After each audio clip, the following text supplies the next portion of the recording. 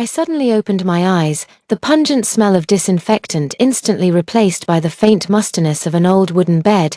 The beeping of the heart monitor was gone, replaced by the familiar chirping of sparrows outside the window. This is, trembling hands reached for my face. No tubes, no wrinkles. I rolled out of bed, my legs moving with an agility that felt unreal, and rushed to the mirror on the dresser. There I was, 20 years old, the calendar on the wall clearly showed, June 18th. 1985, marriage report, I muttered to myself, suddenly feeling as if struck by lightning.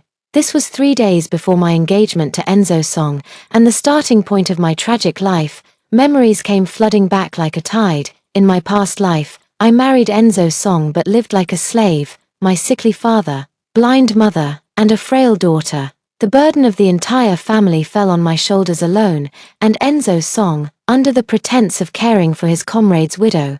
He spent his whole life fawning over Isla Lin. The most painful part, the daughter I raised through hardship and toil ended up pulling the plug on me with her own hands. The words "Mom is finally dead. Dad, you and Aunt Lin should get married soon" still cut through my heart like a knife whenever I recall them. In this lifetime, I will never repeat the same mistakes again. I washed up and changed clothes at lightning speed, heading straight for the military district. I had to retrieve it before the marriage report was approved. The military district gate remained solemn and imposing as ever, and the sentry stopped me. "Comrade, please show your credentials. I'm looking for Enzo Song from the 3rd Company. It's urgent." I pulled out the letter of introduction, my fingers trembling uncontrollably. Every second of waiting felt like torture. Finally, Enzo Song appeared at a jog, his military uniform crisp, with sharp eyebrows and bright eyes, still sporting that deceivingly handsome face. "Rear, what's so urgent that you had to find me?" He smiled gently, the same facade that had fooled me for 30 years in my past life. "Give me back the marriage report," I said bluntly. Enzo Song's smile froze. "What?" I said. "I want the marriage report back." I stared into his eyes, enunciating each word clearly. "This wedding is off." Enzo Song's expression changed abruptly as he reached out to grab me.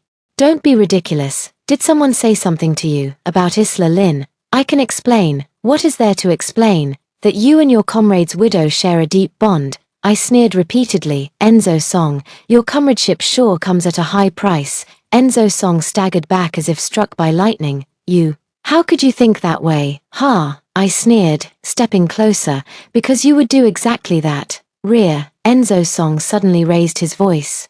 "Isla is just the widow of a comrade in arms. I take care of her out of duty. Do you really lack even this basic compassion?" "Duty?" I nearly laughed through my tears. "Enzo Song, stop deceiving yourself. I'll step aside for you too. Just let me go." The argument drew many curious glances. At the end of the corridor, a tall figure emerged from the conference room, his epaulets identifying him as a regimental commander. He cast a sharp glance in our direction, his gaze piercing. "Is that Ford Cheng?" In my past life, he was Enzo Song's direct superior, a ruthless officer who rose through the ranks rapidly. I only met him a few times, but I still remember his piercing gaze when he looked at people. At that moment, his eyes lingered on me for 2 seconds before shifting away. For some reason, my heart skipped a beat. Enzo Song followed my line of sight, his expression darkening further. "You know Colonel Cheng, none of your business." I averted my gaze.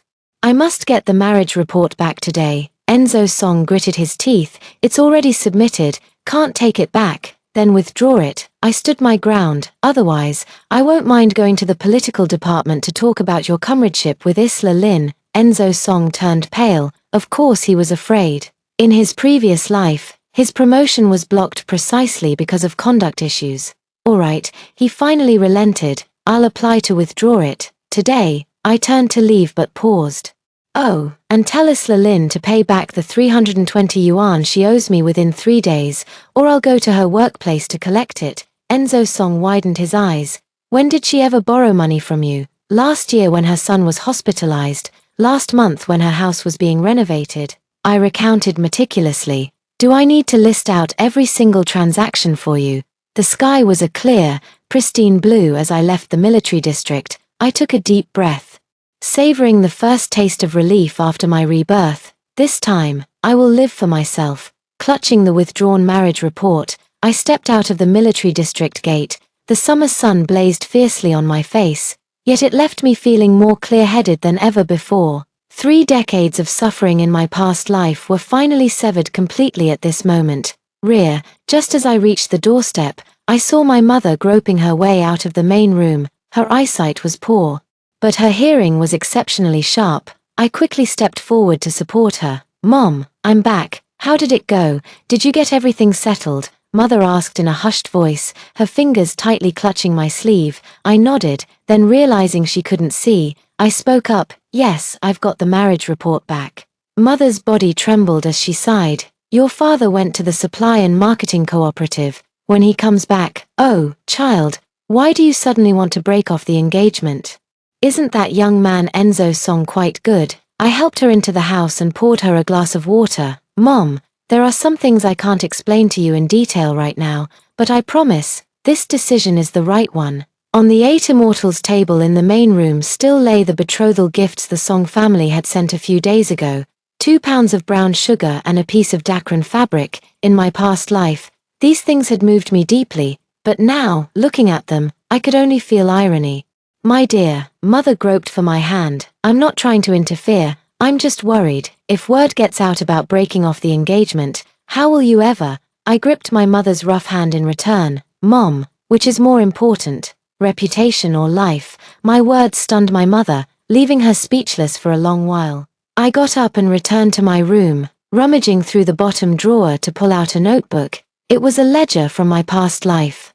Meticulously recording every loan given to Isla Lynn, relying on memory, I copied it all over again, down to the exact dates. 80 yuan, November 5, 1984, claimed her son was hospitalized with a high fever. 120 yuan, February 1985, said the old house was leaking and needed repairs. 60 yuan. The more I wrote, the more my heart grew cold. How could I have been so foolish in my past life? I scrimped and saved, reluctant to even buy new clothes for myself. Yet I freely lent large sums of money to that woman who kept insisting she was just a comrade in arms. Knock, knock, knock. The sound of knocking interrupted my thoughts.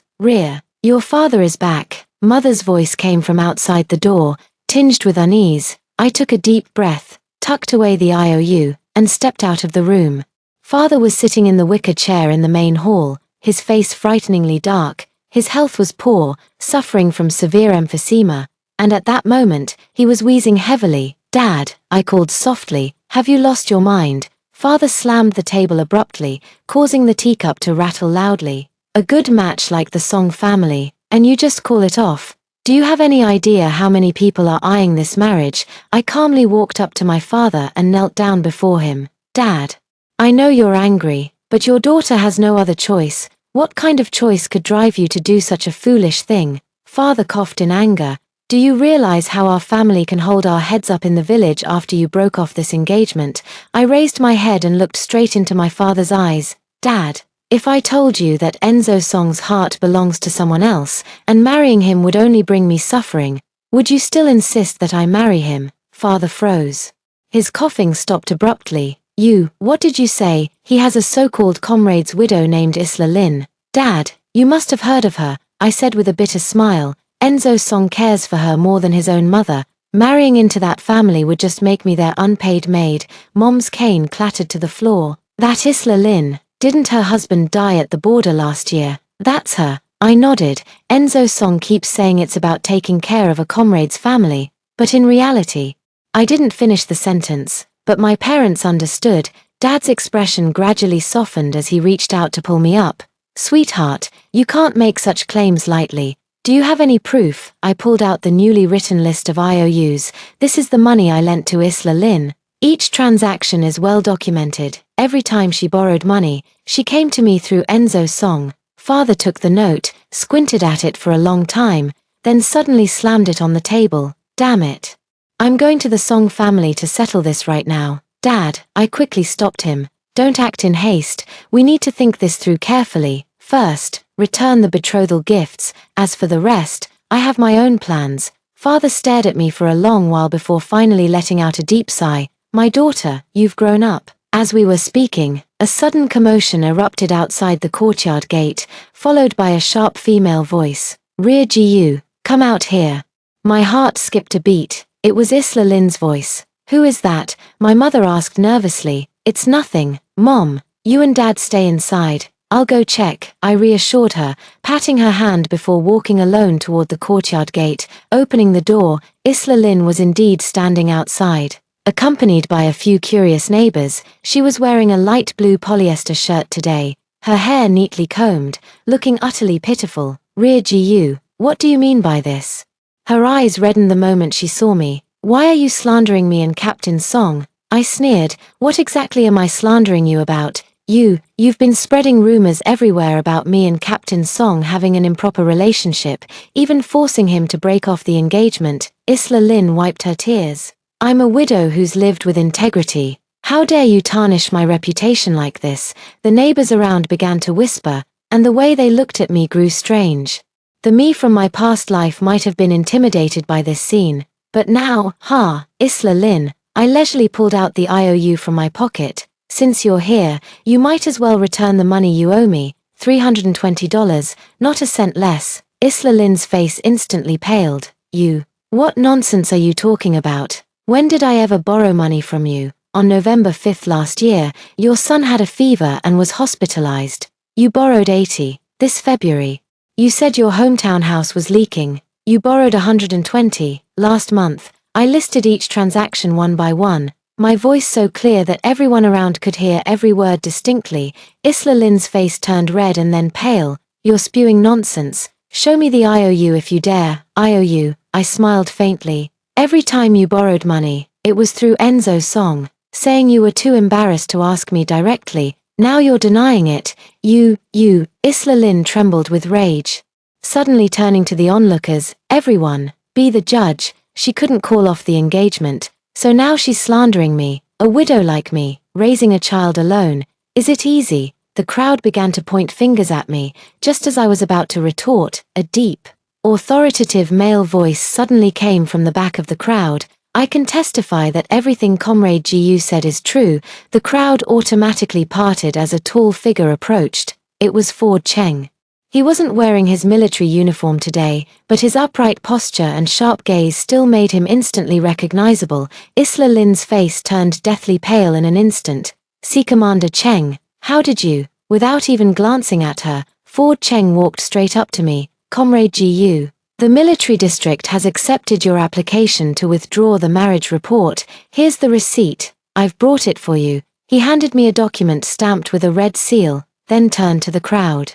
As Enzo Song's superior, I can say with full responsibility that his relationship with Comrade Isla Lynn has indeed exceeded the bounds of normal camaraderie. Comrade Gu's decision to break off the engagement is entirely justified.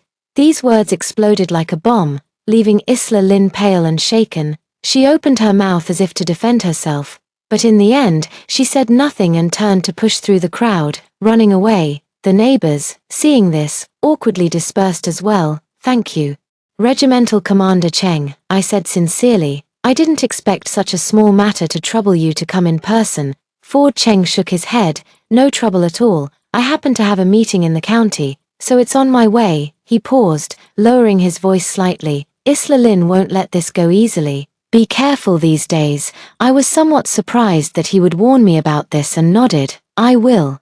Ford Cheng seemed to want to say something more but ultimately just gave a slight nod before turning to leave. Watching his retreating figure, I felt a strange sensation stir in my heart. In my past life, I knew very little about this iron-willed regiment commander, only hearing of his illustrious military achievements and that he never married.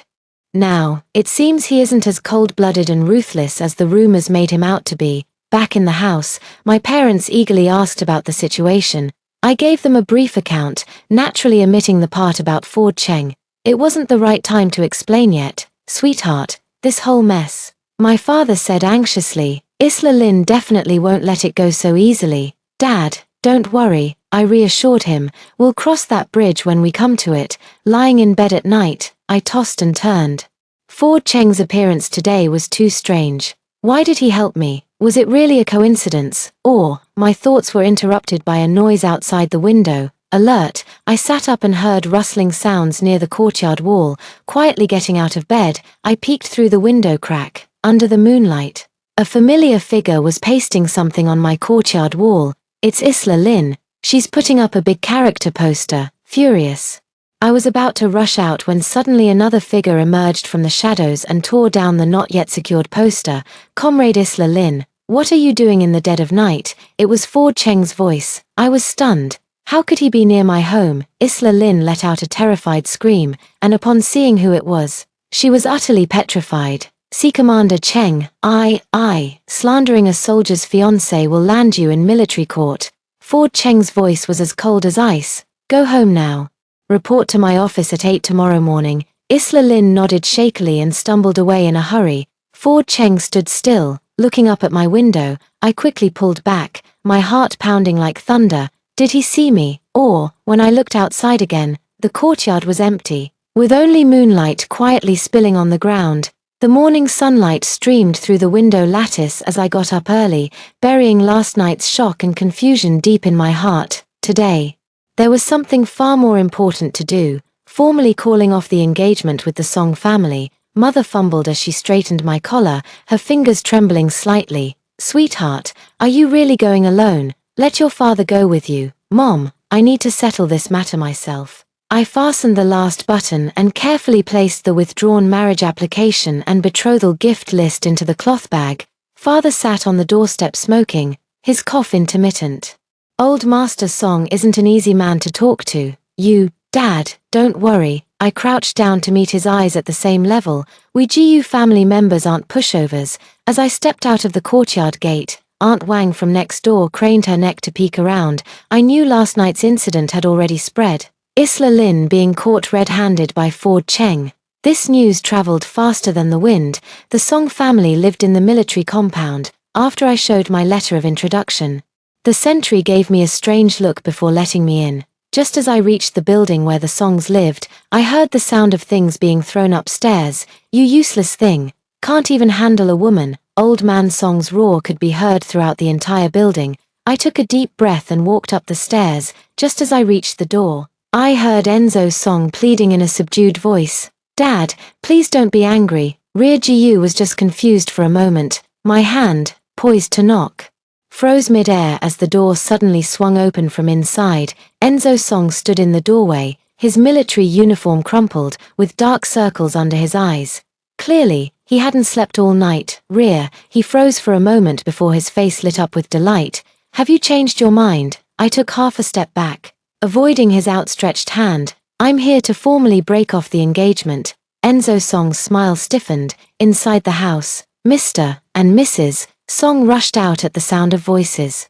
With Mrs. Song still clutching a dishcloth, her face twisted in sarcasm. Well, if it isn't the high and mighty Miss GU, who's too good for our family. Ignoring her snide remarks, I handed over the cloth bundle directly. Here's the dowry list and the receipt for withdrawing the marriage application. Please review them. I've already packed up everything the Song family sent, and it will be returned this afternoon. Mother Song snatched the cloth bag away, flipping through its contents with an increasingly grim expression. Well, think you're too good for us now. Is that it? What part of my son isn't good enough for you? A country girl like you should be burning incense in gratitude for the chance to marry into our Song family. Mom, Enzo Song awkwardly tried to stop her, then turned to me with that gentle facade again. Rear, let's talk inside. No need to make a scene out here. I stood my ground. No need.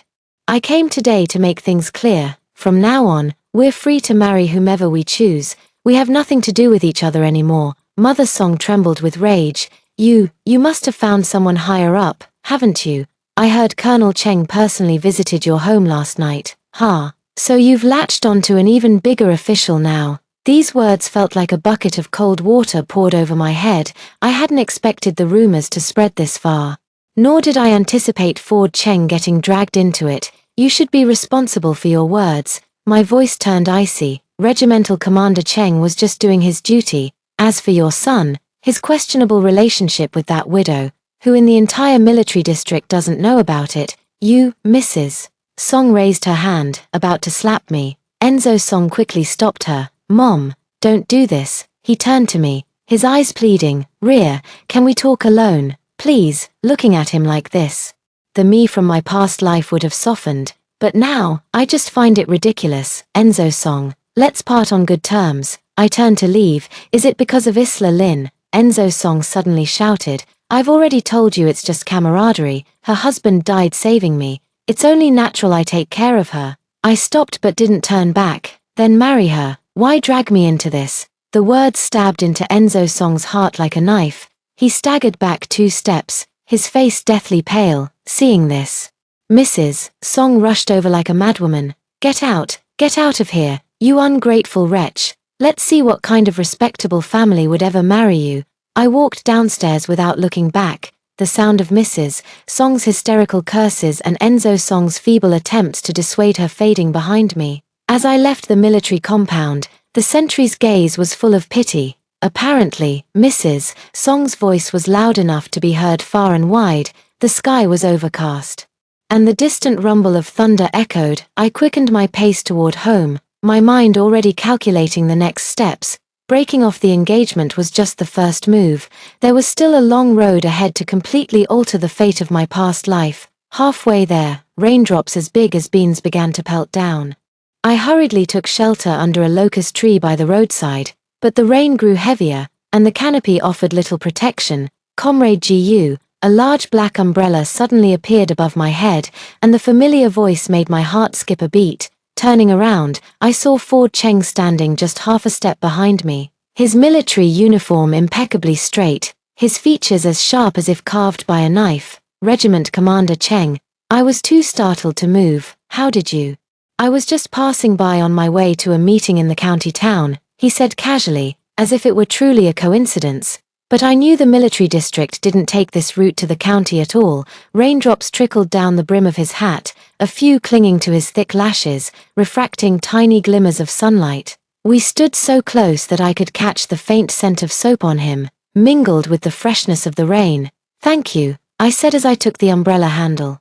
Accidentally brushing his fingers and pulling back as if shocked, Ford Cheng seemed not to notice the small mishap. He took off his military jacket and handed it to me.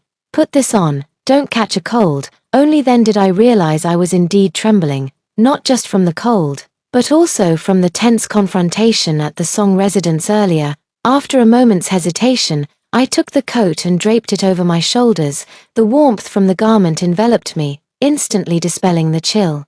I'll see you home. It wasn't a question but a statement. I nodded, and we walked together under the same umbrella in the rain. Ford Cheng deliberately maintained some distance, yet the umbrella clearly tilted toward me, leaving his left shoulder quickly soaked by the rain. You don't have to do this, I said sheepishly, trying to push the umbrella back toward him. No problem. Ford Cheng looked straight ahead, his voice low. Did the Song family give you trouble? I smiled bitterly. It was expected. Do you need me to step in? No need, I shook my head. It's already been resolved. After a moment of silence, Ford Cheng suddenly said, Isla Lynn came to see me this morning. My heart tightened. What did she say? She admitted to posting the big character posters and also admitted to borrowing money without repaying. Ford Cheng said calmly, she promised to repay the debt in full within 3 days, on the condition that we don't report it. I looked at him in surprise. Do you believe her? I don't believe it. A faint smile finally appeared at the corner of Ford Cheng's lips. His first today, so I made her sign a written guarantee with her fingerprint. He pulled out a neatly folded paper from his pocket and handed it to me. Unfolding it, I saw it was indeed a repayment guarantee handwritten by Isla Lynn, complete with a red fingerprint. This, my eyes suddenly grew warm. Why are you helping me? Ford Cheng didn't answer immediately. The sound of raindrops hitting the umbrella became the only background noise. Seeing injustice on the road, after a long pause, he finally uttered these 4 words. Yet I felt it was far more complicated than that. Turning a corner, I could see my house in the distance. Ford Cheng stopped. I'll leave you here. I understood he was worried about being seen and causing gossip, so I quickly took off my coat and handed it back to him. Thank you so much. Keep the umbrella. Ford Cheng took the coat but not the umbrella. You can return it another day. Before I could answer, he had already strode into the rain. I stood there, watching his figure gradually blur in the curtain of rain, my heart pounding wildly. When I got home, My parents were stunned to see me holding an unfamiliar man's umbrella. I briefly explained what had happened, of course omitting the part where Ford Cheng had specifically gone to find Isla Lin. Commander Cheng is really a good man, my mother sighed. But dear, he's a commander, and Mom, you're overthinking it, I said, my face flushing. He was just passing by and helping out. Father smoked his cigarette without speaking, but his eyes were thoughtful. In the afternoon, as I was preparing to pack up the Song family's betrothal gifts to return them, the courtyard gate suddenly rattled with knocking. Opening the door, I saw the village postman. Rear Gu, there's a letter for you. From the military district, he winked suggestively, clearly having heard about the morning's commotion. Puzzled, I took the letter and was even more surprised when I opened it. It was a money order from Isla Lin, a full 320 yuan, not a cent less. In the remarks section, a small line of text read, "Debt repaid in full. Please do not pursue further." I can't believe my eyes. What method did Ford Cheng use to make Isla Lin obediently return the money so quickly? Lost in thought, a commotion suddenly arose in the distance. I walked to the courtyard gate to look and saw a few children running past, shouting, "Hurry and see, Company Commander Song and the widow are fighting at the Supply and Marketing Cooperative entrance." What? After hesitating for a moment, I still followed the crowd toward the Supply and Marketing Cooperative. A circle of onlookers had already gathered at the entrance of the Supply and Marketing Cooperative. Through the gaps, I saw Isla Lin tugging at Enzo Song's sleeve, tearfully complaining, "You promised to take care of us, mother and child. Now everything is ruined. Ford Cheng is threatening to expel my son from school." Enzo Song looked embarrassed as he tried to break free. "Isla, calm down. Commander Cheng isn't that kind of person." "Not that kind of person," Isla Lin laughed hysterically. "For that bitch Rear Gu, he'd do anything. They've been involved for ages." The onlookers erupted in shock. Standing at the back of the crowd, I trembled with rage. Just as I was about to step forward and argue, a booming voice suddenly drowned out all the noise. "Comrade Isla Lin, mind your language." The crowd automatically parted as Ford Cheng appeared on the scene at some point, followed by two guards. His military uniform was impeccably straight, his expression stern, exuding authority without a hint of anger. Isla Lin wilted instantly, like a mouse that had spotted a cat. "See Commander Cheng." Ford Cheng swept his gaze around, pausing slightly when it landed on me before shifting away. "Spreading rumors and slandering military personnel carries legal consequences." Isla Lin's face turned deathly pale, her lips trembling too much to form words. Seeing this, Enzo Song stepped forward reluctantly. "Regiment Commander Cheng, this is a misunderstanding. Isla was just emotional." "Enzo Song." Ford Cheng addressed him by name, his voice icy cold. "Keep your comrade's widow in check. If there's a next time, writing a self-criticism will be the least of your worries." The words were harsh, effectively confirming Enzo Song and Isla Lin's improper relationship in public. Enzo Song turned ashen and didn't dare say another word. Ford Cheng turned to leave but suddenly paused, addressing the onlookers. "Comrade Rear Gu's decision to break off the engagement is a personal choice and has nothing to do with anyone else. Anyone who spreads false rumors will be considered an enemy of the military district." With that, he strode away. Leaving behind a stunned crowd and a pale-faced Isla Lin, I quietly slipped out of the crowd, my mind in turmoil. By doing this, Ford Cheng had publicly stood up for me. But he had also dragged himself into controversy. Why would he go this far? On the way home, I kept replaying every word and glance from Ford Cheng. In my past life, I knew almost nothing about this iron-willed commander, only that he had a glorious military record but never married. Now, it seems the vague image I remembered of him was quite different from reality. Just as I reached my doorstep, I saw my father squatting on the threshold, his expression grave. "Daughter," he said. "Someone just brought word from the county. Your aunt is ill and wants to see you." "Aunt?" I was taken aback. In my previous life, my aunt had indeed passed away around this time. Back then, I was preparing for my wedding and couldn't see her one last time, which became a lifelong regret. "Dad, I'll leave first thing tomorrow morning," I said without hesitation. Father nodded, then started coughing again. "Be careful on the road. I heard the county hasn't been peaceful lately, with fugitives on the loose." I was about to say something when I suddenly noticed a familiar black rectangle hanging on the courtyard wall. It was Ford Cheng's umbrella. When did it get hung there? I distinctly remember bringing it inside. Taking off the umbrella, I noticed a small note attached to the handle. If you need help, contact the military district switchboard and ask for the 3rd Battalion. The handwriting was bold and vigorous, as if hastily written with a fountain pen. Rubbing the note between my fingers, a corner of my heart quietly melted. At the break of dawn, I boarded the early bus to the county town. The bus was sparsely populated, and I sat by the window, clutching the medicinal herbs and change of clothes for my aunt tightly in my arms. I also brought Ford Cheng's umbrella, carefully tucked into a cloth bag, with the note from the handle slipped between the pages of my notebook. The car jolted along the rugged mountain road. The scenery outside the window gradually shifting from familiar villages to unfamiliar fields, gazing at the undulating mountains in the distance. My thoughts involuntarily drifted to Ford Cheng. His public show of support for me yesterday would undoubtedly bring him trouble. Although Enzo Song holds a lower military rank, he still has some connections in the military district. Miss, we've arrived at the county hospital. The conductor's shout snapped me out of my thoughts. The county hospital was even shabbier than I had imagined, a dusty 3-story building with severely peeling paint. The corridors were packed with patients and their families, the air thick with the mingled scents of disinfectant and sweat. Following the address my father had given me, I found the internal medicine ward on the 3rd floor. Pushing open the door to room 306, a heavy medicinal odor immediately assaulted my nose. 6 hospital beds were crammed into the small room, and my aunt lay on the one by the window at the far end. Auntie, I hurried over, my nose stinging with emotion. The plump, cheerful woman I remembered was now reduced to skin and bones, her face sallow, and 4-line inserted into her hand, rear. Her clouded eyes brightened slightly as she struggled to sit up. You really came. I quickly held her down. Don't move, just lie still. I set down my bundle, pulled over a stool, and sat by the bed. Dad said you wanted to see me.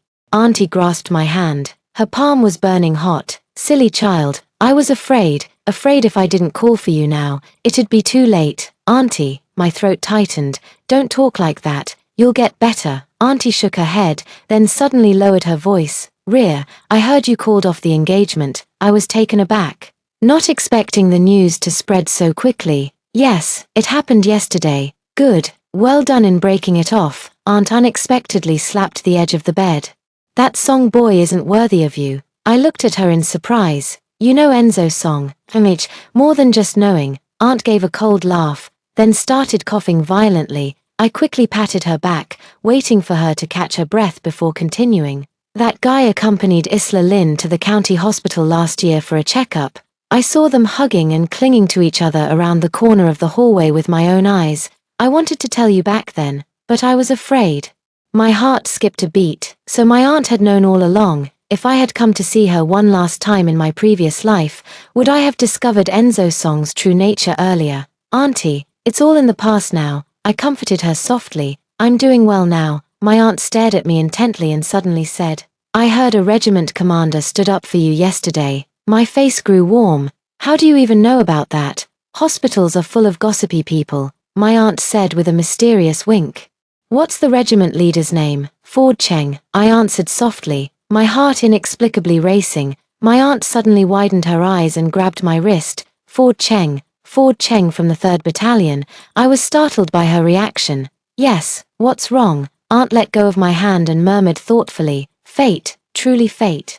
Auntie, do you know Commander Cheng? I asked curiously. Instead of answering directly, Aunt pulled out a small cloth bundle from under her pillow. Rear. This is for you. Inside the cloth bag was a jade bracelet, its entire body a translucent green, glowing with a warm luster under the sunlight. Though I knew little about jade, even I could tell this bracelet was of considerable value. This is too precious. I can't accept it. I quickly declined. Take it. My aunt insisted, forcefully pressing the bracelet into my hand. This was passed down to me by my mother-in-law, and now I'm passing it to you. Remember, you must wear it at all times. Never take it off. I was about to say more when the hospital room door suddenly swung open, and a nurse walked in. Family of patient in bed 306, please go to the 1st floor to settle the payment. I had no choice but to temporarily put away the jade bracelet. Auntie, I'll be right back. A long line stretched at the payment counter. Standing at the end of the queue, I absent-mindedly pondered my aunt's strange reaction. She seemed to recognize Ford Cheng. And there was something about that jade bracelet. Make way, emergency. A sudden commotion interrupted my thoughts. Several medical staff rushed in pushing a stretcher, on which lay an elderly man covered in blood.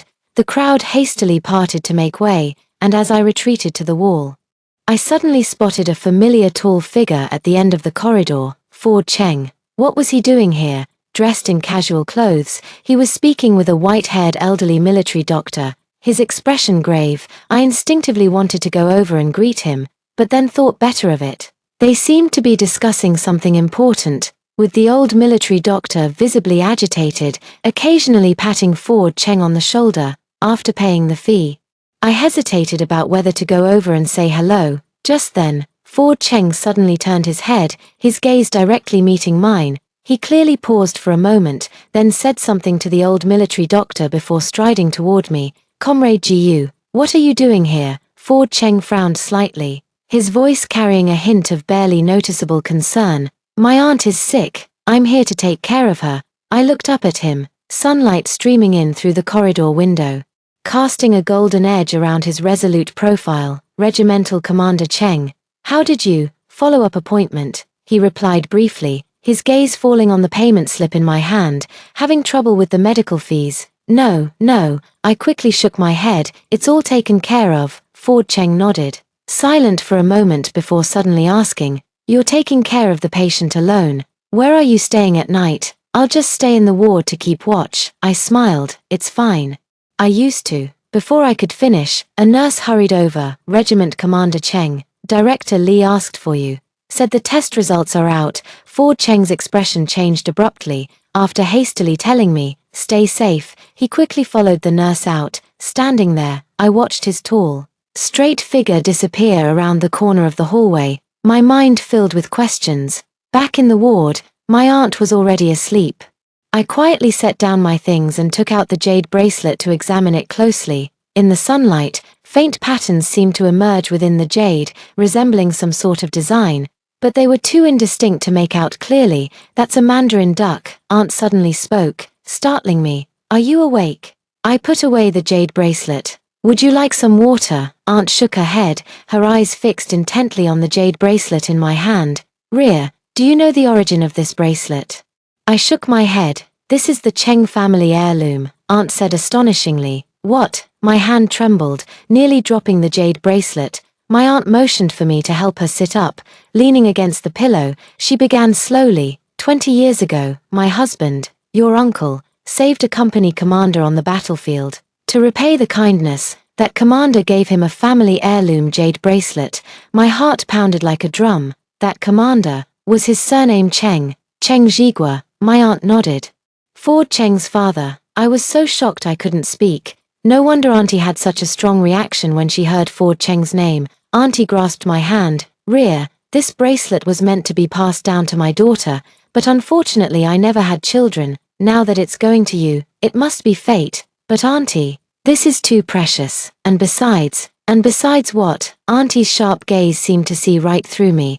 Do you think Ford Cheng is only treating you professionally? My face burned, and I lowered my head in silence. My aunt sighed. Silly child, if a man goes to such lengths for a woman, isn't his intention obvious enough? Just as I was about to explain myself, the hospital room door suddenly knocked. Opening it, I saw a young soldier holding 2 lunchboxes. Comrade Gu, Battalion Commander Cheng asked me to bring you food. The young soldier's voice was so loud it drew the attention of everyone else in the ward. I awkwardly took the lunchbox. Thank you. But Commander Cheng, the commander said you can find him in the first-floor surgical office if you need anything. The young soldier saluted and ran off, holding the lunchbox. I returned to the bedside, where my aunt wore an "I told you so" expression. Eat up, she said with a smile. Seems someone's even more eager than I am. The lunchbox contained fragrant braised pork and greens, along with a large bowl of rice. In those days of scarcity, this was practically a luxurious feast. I shared half with my aunt, but she only took a few bites before setting it down, her complexion growing increasingly pale. Auntie, Are you feeling unwell? I asked worriedly. She shook her head and suddenly grasped my hand. Ria, I don't have much time left. There's something I must tell you. Don't say such things. Listen to me. Aunt interrupted me. Both Cheng Jigua and your uncle sacrificed their lives in that border conflict. Ford Cheng was only 16 at the time. Yet he resolutely enlisted to seek revenge. He and Enzo Song were in the same batch. But Enzo Song, well, in any case, you must be careful around Enzo Song. My heart trembled. Aunt, how do you know all this? Your uncle's comrades come to visit me every year. Aunt coughed a few times. That boy Ford Cheng has been stubborn since childhood. Once he sets his mind on something, nothing can change it. If he treats you well, it will be for a lifetime. My eyes grew warm, unsure of what to say. In the evening, my aunt's condition suddenly worsened. Doctors and nurses rushed in to perform emergency treatment, and I was asked to wait in the hallway. Helplessness and fear surged over me like a tide. I crouched in the corner, tears blurring my vision. Rear Gu, a familiar voice sounded above me. I looked up to see Ford Cheng standing before me, his brow furrowed in concern. Captain Cheng, I choked out as I stood up, but my legs had gone numb from crouching too long. And I stumbled forward. Ford Cheng steadied me with a firm, warm grip on my shoulders. Take it easy, speak slowly. What happened? My aunt. The doctors are trying to save her. I stammered incoherently, tears streaming uncontrollably down my face. Ford Cheng's expression changed instantly. He released me and strode toward the nurse's station. I heard him identify himself and demand the hospital's full efforts in her treatment. Moments later, several senior physicians hurried over and entered my aunt's room. Ford Cheng returned to my side and handed me a handkerchief. She'll be all right. I took the handkerchief, which carried a faint scent of soap, much like the smell that lingered on him. As I wiped away my tears, I noticed the bandage wrapped around Ford Cheng's right arm, with traces of blood faintly visible. You're injured, I exclaimed. Ford Cheng calmly pulled down his sleeve. Just a minor wound. Was it from your follow-up appointment? I suddenly remembered him mentioning a hospital visit earlier in the day. He nodded without saying more. We stood side by side in the corridor, waiting in silence. After what felt like an eternity, the door to the ward finally opened, and the attending physician stepped out. She's stable for now, but the situation isn't optimistic. The doctor removed his mask. The elderly patient's organs are failing. I'm afraid. The family should prepare themselves. My legs went weak, and Ford Cheng swiftly steadied me. Thank you, doctor. Please use the best medication available. The doctor nodded and left. Ford Cheng turned to me. You can't stay here alone tonight. I'll make arrangements. No need, I said hastily. I can manage. Really, you're still injured. You should go back and rest. Ford Cheng stared at me intently and suddenly said, You're wearing the jade bracelet. I was taken aback and looked down at my wrist, only then realizing I had somehow put on the jade bracelet without noticing. The emerald green jade contrasted beautifully against my fair wrist. Aunt gave it to me, said it was. I hesitated for a moment, said it was the Cheng family heirloom. Ford Cheng's eyes instantly grew complex. He gently touched the jade bracelet and said in a low voice, This belonged to my father. You knew? I asked in surprise. Yes. Ford Cheng withdrew his hand. Director Lee told me you were here and also mentioned your aunt's identity. So that was it. No wonder he had suddenly appeared outside the ward.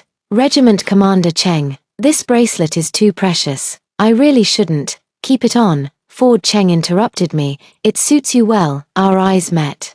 And a peculiar understanding flowed between us in the air. Just then, a weak call came from the hospital room. Rear. I hurried inside, and Ford Cheng followed. When my aunt saw us entering one after the other, especially noticing the jade bracelet on my wrist, a relieved smile appeared on her face. Regiment Commander Cheng, the aunt whispered weakly. Ford Cheng stepped forward and crouched by the bedside. Auntie, I'm here. Take good care of her, the aunt said with difficulty. This girl is stubborn. Ford Cheng nodded solemnly. Don't worry. My aunt looked at me again, her gaze gradually growing unfocused. Rear, be happy. Auntie, Auntie, I grasped her hand, only to feel the warmth slowly slipping away. Doctors and nurses rushed in once more to resuscitate her, but this time, my aunt never woke up again. At 3:27 in the morning, my dearest aunt closed her eyes forever. I knelt by the bedside, weeping uncontrollably. Ford Cheng stood silently behind me. steady as a mountain. The day broke, and Ford Cheng helped me handle all the funeral arrangements and even contacted the mortuary. I followed him around like a puppet, my tears already dried up. "I'll take you home," Ford Cheng said to me after completing all the formalities. I shook my head. "I have to wait for my father to come. He's been notified and will arrive this afternoon." Ford Cheng checked his watch. "Right now, you need to rest." He took me to a small guest house near the hospital and booked a room. Dazed, I followed him upstairs, only snapping back to my senses when he pressed me down to sit on the edge of the bed. "Get some sleep." Ford Cheng handed me a cup of warm water. "I'll be next door. Knock if you need anything." Clutching the cup, I suddenly asked, "Why are you so kind to me?" Ford Cheng stood by the window, sunlight streaming in from behind him, outlining his tall, straight silhouette. He remained silent for a long time, so long that I thought he wouldn't answer, because he finally spoke, his voice low yet resolute. "You deserve it." Aunt's funeral was held 3 days later. Ford Cheng stayed by my side the entire time. From receiving relatives and friends to carrying the urn, he silently took on all the heavy and exhausting tasks. When my father saw Ford Cheng, he clearly paused for a moment but asked nothing, only gripping his hand firmly. After the funeral, my father had to rush back to the village to deal with urgent matters. Before parting, he pulled me aside and whispered, "Daughter, Commander Cheng is a good man." "Dad," my face flushed with heat, "don't say such things. Commander Cheng is just what?" My father rarely smiled. "A high-ranking commander like him, putting aside his work to accompany you for 3 days. What does he want?" I lowered my head in silence, the jade bracelet on my wrist glowing softly in the sunlight. Father sighed. Your aunt called me before she left and told me some things. If Captain Cheng is truly sincere, don't push him away, let bygones be bygones." After seeing my father off, I stood dazed at the guesthouse entrance. Over the past 3 days, I had barely slept, and now I was utterly exhausted, yet unsure where to go. Back to the village. It was filled with gossip about my broken engagement. Stay in the county town. With my aunt gone, I didn't even have a place to stay. "Comrade Gu," Ford Cheng's voice came from behind me. I turned to see him holding car keys. His military uniform impeccably neat, though faint dark circles under his eyes betrayed his lack of rest. "I'll take you back," he said. I shook my head. "No need, I can take the bus myself." "Not back to the village," Ford Cheng interrupted me. "To the military district." I froze. "The military district? Ford Cheng nodded. "I've applied for temporary accommodation for you in the military family quarters. You can stay there until you find a new job." I widened my eyes. Is this appropriate?" "It is." Ford Cheng's tone left no room for argument. "Isla Lin is still in the village. It's not safe for you to go back." Thinking of Isla Lin's underhanded tactics, I was indeed still shaken. But moving into the military quarters, would it cause trouble for Ford Cheng? Seeming to notice my hesitation, Ford Cheng added, "It's applied for under the status of a military family orphan. The paperwork is complete, and no one will gossip." A military family orphan. Only then did I remember, my uncle was a martyr, so I indeed qualified. Ford Cheng had even considered this detail. "Thank you," I said, my nose stinging as tears threatened to spill again. Ford Cheng frowned slightly, then suddenly reached out to gently wipe the tear from the corner of my eye. "Don't cry," he said. His fingers were rough yet warm, and the moment they touched my cheek, both of us froze. He quickly withdrew his hand and turned toward the jeep. "Get in." The military district was even larger than I had imagined. High walls, iron fences, and sentries standing guard everywhere exuded solemnity and dignity. Ford Cheng's car passed through without any hindrance and finally stopped in front of a row of red brick bungalows. "This is it," he said, leading me into the one at the far end. "The conditions are simple, but all the basic necessities are here." The room was small but clean and tidy. There was a bed, a wardrobe, a desk, and a chair. A potted plant on the windowsill even added a touch of vitality to the space. "It's really good, truly," I said sincerely. "Compared to the earthen houses in the village, this place was practically heaven." Ford Cheng nodded. "The canteen is to the east, serving meals at 6, 11, and 17 o'clock daily. The bathhouse is at the west end, with the women's section open on Wednesdays and Saturdays." He explained everything in meticulous detail. Like a worried old father, I couldn't help but laugh. Regiment Commander Cheng. You don't seem like someone leading troops, more like managing logistics. Ford Cheng paused, a slight smile curling at the corner of his mouth. Get some rest. If you need anything, come find me at the 3rd Battalion. He turned to leave when I suddenly remembered something. Wait, your umbrella. I quickly took out the black umbrella from my bundle. Ford Cheng took the umbrella, his gaze falling on the jade bracelet on my wrist, getting used to wearing it. Ah, I instinctively touched the bracelet. It's fine. Just worried I might damage it. Won't happen. Ford Cheng smiled unusually. It's sturdier than you think. With these words, he turned and walked away, his back as straight as a pine tree. I stood at the door, watching until his figure disappeared around the corner, then finally closed the door and let out a long sigh of relief. The days that followed were unusually quiet. Apart from going to the cafeteria for meals, I hardly left my room. Ford Cheng didn't appear again. But I kept hearing news about him from others. Commander Cheng is ruthless with his troops. They trained until midnight again yesterday. I heard the 3rd Battalion is competing in the military districts contest, and Commander Cheng is personally leading their training. Regiment Commander Cheng ate in the cafeteria today and polished off 5 steamed buns all by himself. These fragments pieced together a Ford Cheng I hardly recognized. Strict, unyielding, and unsmiling. A stark contrast to the man who held an umbrella for me and wiped away my tears on the morning of the 5th day. I finally mustered the courage to step outside. I wanted to thank Ford Cheng, not just for taking care of me these past few days, but also for the warmth he offered when I felt most helpless. The military district service store had limited supplies, but I managed to buy flour, sugar, and lard back in my dorm. I spent the entire afternoon working on the small coal stove and finally made a plate of my hometown specialty, crispy lard cakes, in the evening. I carried a food box to the 3rd Battalion's camp, only to be stopped by a sentry. Comrade, please show your credentials. Only then did I realize my recklessness. This was a military restricted area. How could I just waltz in? I'm looking for Regimental Commander Cheng. Could you help me notify him? I asked. Mustering my courage, the sentry eyed me suspiciously. Regiment Commander Cheng is in training and not receiving visitors. Just as I was at a loss, a booming voice came from inside. What's going on? A broad-browed, big-eyed officer stepped out, his shoulder straps indicating he was a battalion political instructor. Spotting me, his eyes lit up. Well, if it isn't Comrade GU, taken aback, I asked, you know me, of course. The instructor laughed heartily. Regimental Commander Cheng specifically mentioned it. I'm Wang Jiqiong, the political instructor of the 3rd Battalion. Are you looking for Commander Cheng? I nodded and raised the food box.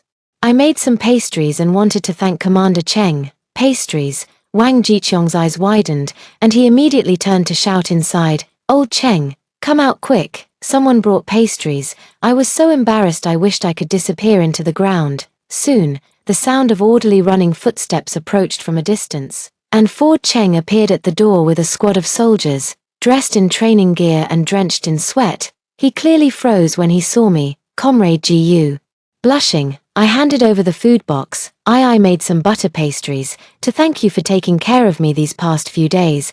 Before Ford Cheng could react, Wang Jiqiong snatched the box away. Hey now, this is the good stuff, Old Cheng. You can't hog such a kind gesture from the lady. With that, he actually opened the box right there, and the rich, sweet aroma immediately wafted out. The surrounding soldiers craned their necks to look, some even swallowing saliva in secret. Ford Cheng frowned slightly, but his gaze softened. Thank you, try it and see if it suits your taste, I said quietly. Ford Cheng picked up a piece and took a bite, chewing carefully. Everyone held their breath as they watched him, as if awaiting some momentous verdict. It's delicious. Ford Cheng finally gave his 3-word verdict, which warmed my heart.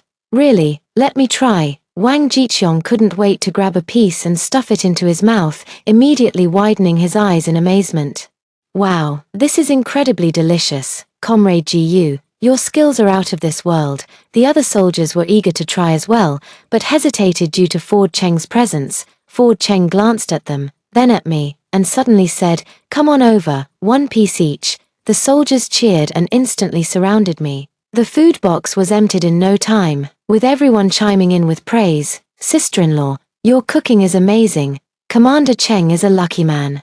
When will you make some more for us, sister-in-law? My face turned crimson with embarrassment, and I waved my hands frantically. No, no, don't call me sister-in-law. Ford Cheng cleared his throat, and the soldiers immediately fell silent. He turned to me and said, "Thank you for the pastries. There's a drill with the 3rd Battalion tomorrow. Would you like to come watch?" Me. I looked up in surprise. Millimeter. Ford Cheng nodded. At the Western Training Ground, at 9 in the morning. Wang Jiqiong winked mischievously beside us. "Comrade Gu, this is a rare opportunity, our 3rd Battalion's exercise. Ordinary folks don't even get to see it." I pursed my lips and smiled. "All right, I'll definitely go." On my way back to the dormitory, my steps were so light I almost felt like flying. Ford Cheng invited me to watch the drill.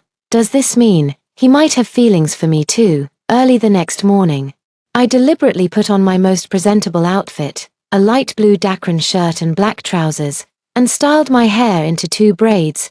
The jade bracelet swayed gently on my wrist, as if cheering me on. Simple bleachers had already been set up around the training ground, occupied by many officers and their families. I found a seat in a corner and looked around curiously. The field was filled with various obstacles and targets, with several military green trucks parked in the distance. "Rear GU." A sharp female voice suddenly came from behind me. I turned around to see Isla Lin standing there, dressed in a flamboyant floral dress, her face caked with thick makeup. "What are you doing here?" I instinctively tensed up. Isla Lin sneered. "Shouldn't I be the one asking you that, a country girl who got dumped? How dare you come watch the drill?" People around us were already starting to stare. Suppressing my anger, I said, "Isla Lin, this isn't the place to cause trouble." "Oh, so now you're pretending to be civilized." Isla Lin raised her voice. "Everyone, be the judge. This woman failed to seduce my man, and now she's trying to flirt with Commander Cheng. How shameless can you get?" Amid the rising murmurs, I felt countless piercing gazes on me, making me squirm in discomfort. Just as I was about to retort, a booming voice suddenly came through the loudspeaker. "The drill is about to begin. All non-essential personnel, please leave the area." It was Ford Cheng's voice. I looked up toward the podium and saw him standing there in his crisp military uniform, holding the loudspeaker, his sharp eyes fixed in our direction. Isla Lin shot me an unwilling glare before swaying her hips toward the family section. I breathed a sigh of relief, only to hear the loudspeaker blare again. "Comrade Rear GU, please come to the podium." The entire venue erupted in murmurs. I froze in place, unable to believe my ears. It wasn't until a young soldier ran over to guide me that I snapped out of my daze and walked toward the podium under the watchful eyes of the crowd. Ford Cheng stood waiting for me on the steps, his expression grave. Nervously, I approached him. "Regimental Commander Cheng, I sit here." Ford Cheng pointed to the empty seat beside him, his voice quiet but clear enough for those nearby to hear.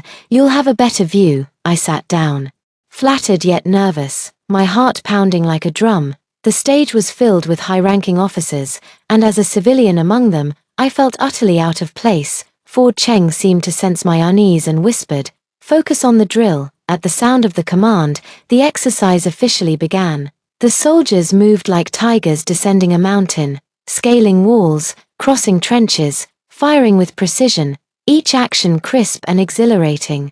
Ford Cheng occasionally raised his binoculars to observe and issued brief commands over the walkie-talkie. "Third platoon, watch the flanks. Second platoon, pick up the pace. Good, well done." His focused demeanor was particularly captivating, the heroic air between his brows making it impossible to look away. I secretly glanced at his resolute profile and suddenly understood why the soldiers held him in such high regard.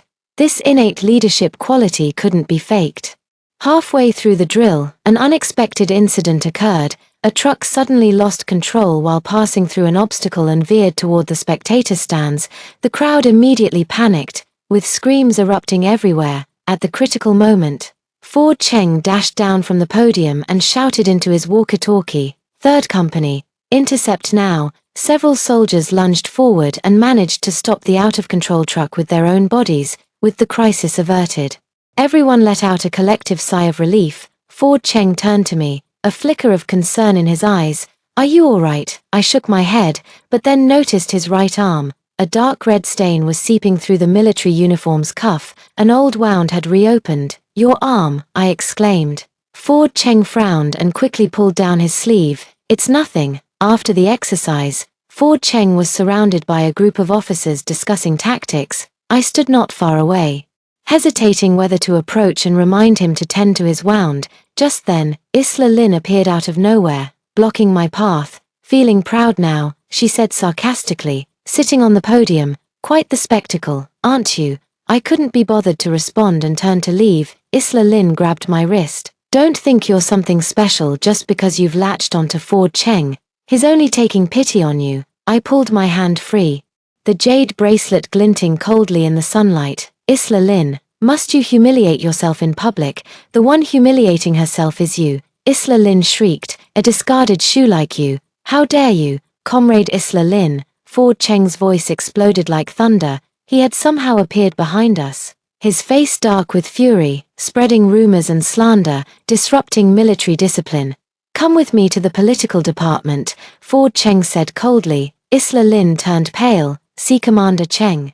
I was just, now, Ford Cheng commanded with unquestionable authority. Isla Lin was led away in disgrace. I stood rooted to the spot, my emotions in turmoil. Once again, Ford Cheng had come to my defense. But would this pattern of behavior ultimately damage his reputation? As I was lost in thought, Wang Jiqiong approached with a knowing smile. Comrade Ji, don't take it to heart. Old Cheng has zero tolerance for troublemakers who stir up gossip. I forced a weak smile.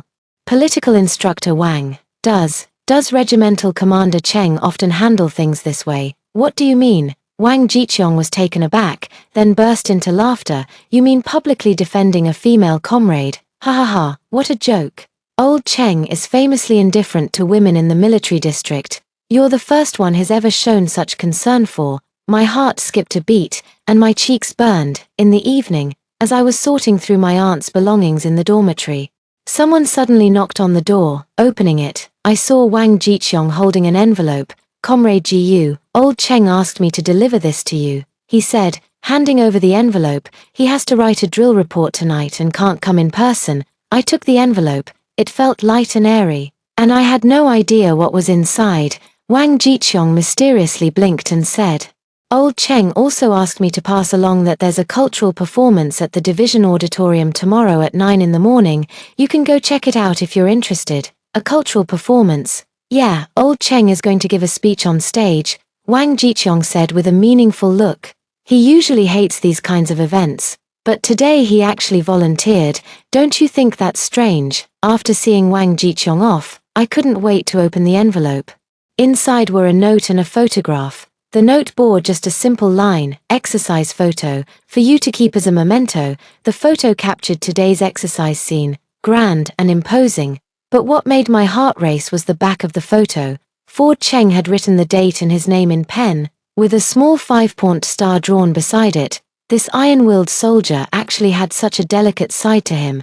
I pressed the photo to my chest, feeling that flutter of excitement. Tomorrow, I would see him again. The division headquarters auditorium was even more impressive than I had imagined. A red carpet covered the floor, the lights were dazzlingly bright, and the front rows were filled with high-ranking officers, while the back was occupied by soldiers and their families. I found a seat near the edge and sat down, clutching that photo tightly in my hand, my heart pounding wildly. On stage, the girls from the cultural troupe were performing a dance, their red silk ribbons swirling beautifully, but I had no mind to appreciate it, my eyes constantly scanning the crowd for that familiar figure. Next, let us welcome Comrade Ford Cheng, Battalion Commander of the 3rd Battalion, to deliver the training report. The host's voice suddenly rang out. I jolted at the sound and saw Ford Cheng stride confidently onto the stage. Today, he was dressed in a crisp formal uniform, his epaulets gleaming under the lights, his entire figure as straight and proud as a pine tree. The audience erupted into enthusiastic applause, especially the soldiers from the 3rd Battalion, whose clapping was thunderous. Ford Cheng stepped up to the microphone, his voice steady and powerful. Comrades, on behalf of the 3rd Battalion, I will report on our recent training achievements. His speech was concise and to the point, without a single wasted word. I stared at him in a daze, noticing an unusual flush on his face and what seemed like fine beads of sweat on his forehead. Was it the heat from the lights, or, as I pondered, Ford Cheng suddenly paused, his brow furrowing almost imperceptibly. The fleeting expression was gone in an instant as he quickly resumed speaking. But I noticed his hand subtly gripping the edge of the podium, his knuckles turning white from the pressure. Something's wrong. I abruptly stood up, ignoring the surprised glances around me, and hurried toward the front row. Ford Cheng had just finished his speech, saluted, and turned to leave the stage. But his steps were unsteady. I pushed through the crowd and stopped Wang Jiqiong at the backstage entrance. "Instructor Wang, is Commander Cheng ill?" Wang Jiqiong looked surprised. "How did you know?" "Old Cheng started running a fever last night. The medic said it's an infected wound and told him to rest in bed, but this stubborn mule insisted on coming." Before he could finish, I rushed straight into the backstage. Ford Cheng was sitting on a bench, head lowered, with a medic speaking beside him. Hearing the footsteps, he looked up and visibly froze when he saw me. "Comrade Gu." His voice was hoarser than usual. I rushed to him in a few quick steps and, without a word, reached out to touch his forehead. It was frighteningly hot. "You're burning up like this and still came to the performance." I was both anxious and angry, my voice trembling. Ford Cheng wanted to say something but suddenly broke into a violent cough. The medic quickly supported him. "Regimental Commander Cheng, you must return to the hospital immediately." "I'm fine." Ford Cheng barely managed to stop coughing but didn't even have the strength to stand up. "I'll help." Wang Jiqiong had somehow entered as well, and together we supported Ford Cheng, one on each side. Ford Cheng tried to struggle, but I shot him a glare. "Don't move." To my surprise, he actually stopped resisting and let us help him into the jeep without further protest. Along the way, his body temperature was alarmingly high, and his consciousness began to fade. He kept muttering tactical terms like "third platoon, watch the flank and cover me." The military hospital was brightly lit. The doctor on duty took one look at Ford Cheng's condition and immediately arranged for an IV drip. The nurses hurriedly helped him out of his uniform, revealing a horrifying wound on his right arm. A deep, bone-exposing laceration that had already turned red, swollen, and festering. I gasped, "How could it be this serious?" The military doctor sighed. "Regimental Commander Cheng got injured during the drill the day before yesterday, after a simple bandage. He ignored it, and the wound got infected." As the nurse treated the wound, Ford Cheng was in so much pain that cold sweat poured down his face, yet he stubbornly refused to make a sound.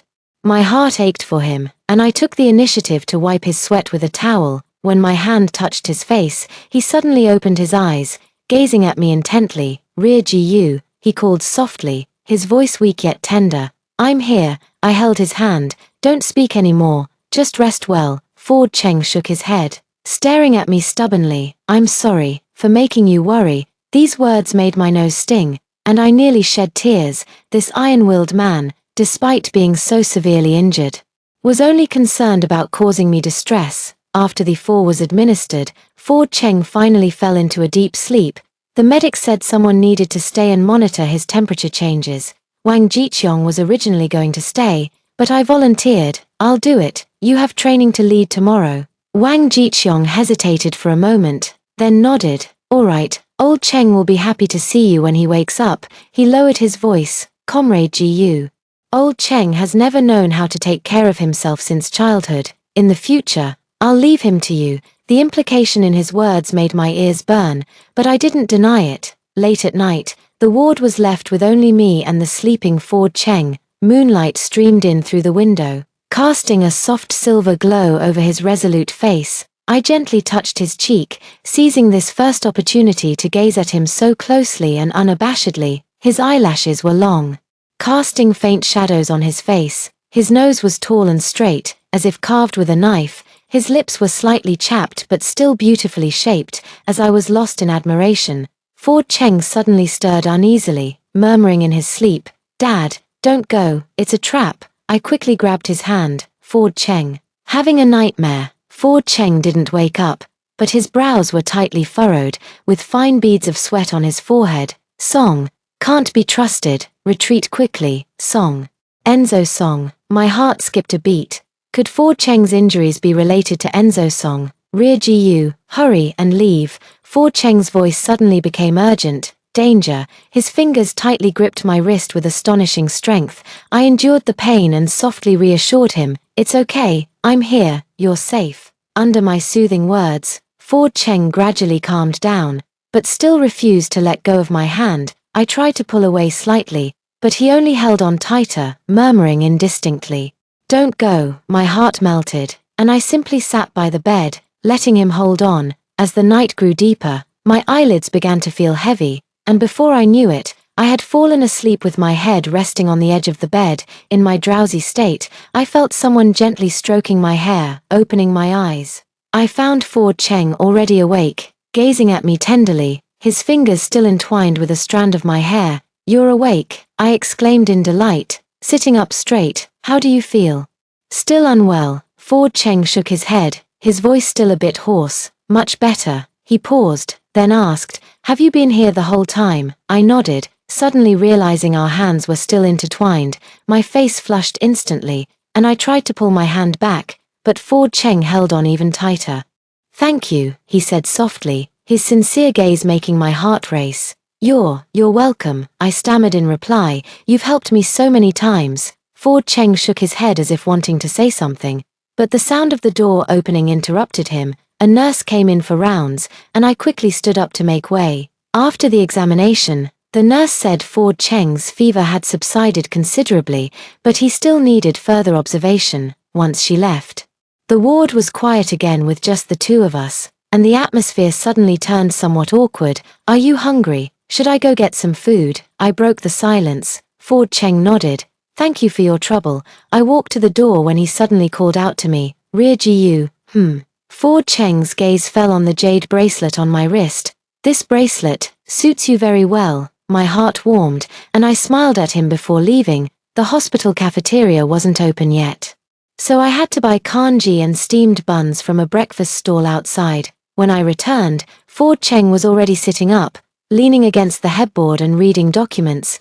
"Patients should rest properly." I snatched the documents away and set the breakfast in front of him. Surprisingly, Ford Cheng obediently put aside his work and started drinking the kanji. Watching his compliant demeanor, I couldn't help but laugh. "Regimental Commander Cheng, are you usually this obedient in the military too?" Ford Cheng looked up, the corners of his lips curling slightly. "Only if you say so." The words made my hand tremble, nearly tipping over the bowl of porridge. Ford Cheng seemed to realize what he had just said, his ears turning slightly red as he lowered his head and hastily drank his porridge. Just as the atmosphere grew delicate, the hospital room door suddenly swung open, and a familiar figure walked in, Enzo Song. Dressed in a neat military uniform and carrying a bag of fruit, he froze for a moment upon seeing me. "Rear GU, what are you doing here?" I instantly tensed up. "I'll take care of Captain Cheng." Enzo Song's expression turned complicated. He walked to the bedside and said stiffly, "Captain Cheng, I heard you were injured. I came to see you." Ford Cheng's expression instantly turned cold. "Thank you for your concern. I'm fine." Enzo Song placed the fruit on the nightstand, his gaze shifting between me and Ford Cheng. "You two are close." "None of your business," Ford Cheng and I said in unison. Enzo Song's expression darkened, a flash of malice flickering in his eyes. He lowered his voice and said to Ford Cheng, "Commander Cheng, there's something I'd like to discuss with you privately." Ford Cheng looked at him coldly. "Rear GU is not an outsider. Speak your mind." Enzo Song gritted his teeth and suddenly said, "It's about that incident at the border." Ford Cheng's gaze instantly sharpened like a blade. After a moment of silence, he turned to me. "Rear GU, could you fetch me a thermos of hot water?" I understood he was deliberately sending me away, though filled with questions. I nodded and left with the thermos. In the hallway, I deliberately slowed my steps and faintly heard Enzo Song say, "Back then, both your father and my father sacrificed themselves." But the truth, the rest was inaudible. By the time I returned with the water, Enzo Song had already left, and Ford Cheng's expression was unusually grim. "What did he come to say?" I couldn't help but ask. Ford Cheng shook his head. "Nothing, just some old matters." Seeing the worried look on my face, he suddenly reached out and held my hand. "Don't worry, I won't let him hurt you." "Does this?" He referred to Enzo Song. "What exactly is the grudge between them?" My mind was full of questions, but seeing how exhausted Ford Cheng looked, I couldn't bear to press further. At noon, The doctor came for rounds and said Ford Cheng was recovering well and could be discharged after one more day of observation. I breathed a sigh of relief, only then remembering that I hadn't returned to the dorm all day and needed to go back to change clothes. Take good rest, I'll come back to see you later. I packed my things and prepared to leave. Ford Cheng suddenly said, "Wait." He took out a craft paper bag from the bedside drawer. "This is for you." Curious. I opened it and found a stack of fabric ration coupons and a note inside. The note read, "I heard you want to open a tailor shop. These might come in handy." I looked at him in shock. "How did you know I wanted to?" "Wang Jiqiong said so." Ford Cheng shifted his gaze uncomfortably. "Your aunt mentioned it to him before she passed away." My eyes instantly welled up with tears. This man, lying on his sickbed, was thinking about helping me fulfill my dream. "Thank you," I choked out. "But this is too valuable. I can't accept it." Ford Cheng frowned. "It's not for free. When you open your shop, make me a shirt to pay off the debt." I knew he was giving me an easy way out, and my heart warmed to the point of burning. "Then it's settled. I'll definitely make you the most handsome shirt." Ford Cheng smiled, his expression so gentle I couldn't look away. Back at the dorm, I took a shower and changed into clean clothes, just as I was about to head to the hospital. There was a knock at the door. Opening it, I saw Wang Jiqiong. "Comrade Jiyu, old Cheng sent me to pick you up," he said with a smile. "He's been discharged and is waiting for you at home now." "Discharge? Didn't the doctor say he needed another day of observation?" Wang Jiqiong shrugged. "Who could stop him?" "He said he had something important to discuss with you." My heart skipped a beat, and I quickly packed up before following Wang Jiqiong.